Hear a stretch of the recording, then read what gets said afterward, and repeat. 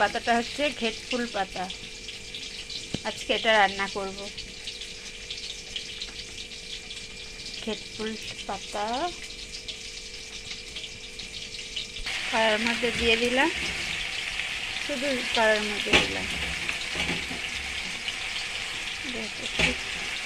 ভাপিয়ে নেব।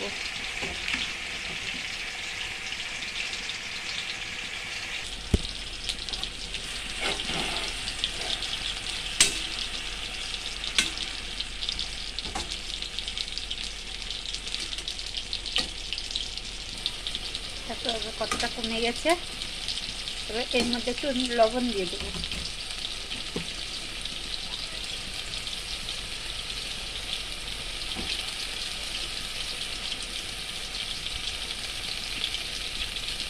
এবার নাড়াচাড়া করলাম।